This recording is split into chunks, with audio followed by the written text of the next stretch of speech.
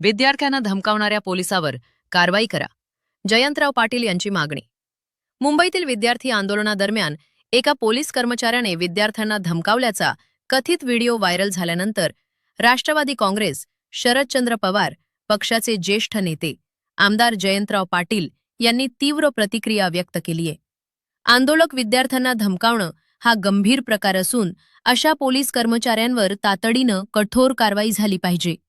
काही police drugs माफियांशी संगनमत करत असल्याचा मुद्दा आपण यापूर्वीही सभागृहात उपस्थित केला होता, असे जयंतराव पाटील म्हणाले. मुख्यमंत्री देवेंद्र फडणवीस यांनी या प्रकरणाची गंभीर दखल घेऊन संबंधित पोलीस कर्मचारी व अधिकाऱ्यांवर तातडीनं कारवाई करावी. अशा घटनांमुळे पोलीस यंत्रणेवरील नागरिकांचा विश्वास कमी होतो, असंही त्यांनी नमूद केले.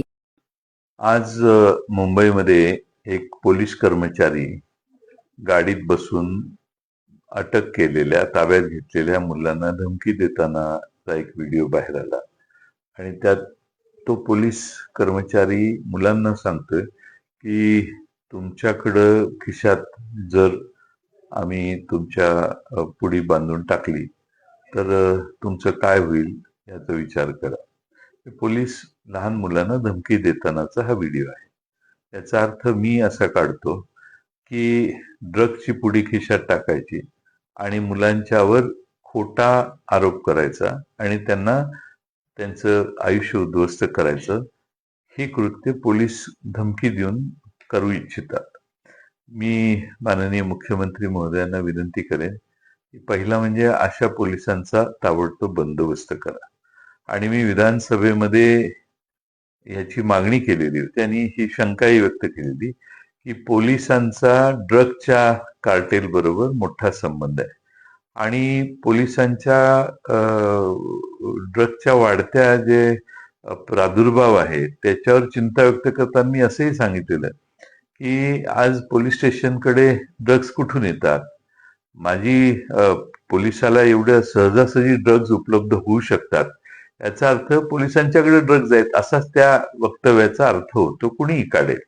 आणि म्हणून महाराष्ट्राच्या गृहमंत्री माननीय मुख्यमंत्री महोदयांना माझी आग्रहाची सूचना आहे, विनंती आहे की त्यांनी अशा पद्धतीनं ड्रग्जचं कार्टेल आणि त्या भागातले पोलीस, जे मी मागच्या सभागृहातही सांगितलं की हप्तेखोरीपणा हा आता ड्रग्ज कडून चालू आहे आणि हे नवीन सोर्स ऑफ इन्कम पोलिसांचं झालंय, याच्यावर पोलीस माननीय मुख्यमंत्री महोदय कडक पावलं उचलतील आणि हे प्रकार होणार नाही तसं दिसतंय.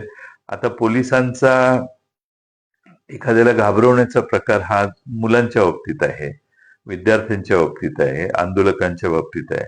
तर उद्या सामान्य माणसाची वाट लावायची असेल तर त्या घरात पुढे नेऊन टाकली आणि त्याला अटक केली तरी शक्य आहे. म्हणून अशा पोलिसांच्यावर गैरविश्वास निर्माण करणाऱ्या ज्या घटना आहेत त्या घटना अतिशय चिंताजनक आहेत आणि मला वाटतं माननीय मुख्यमंत्री महोदयांनी त्यात ताबडतोब लक्ष घालावं.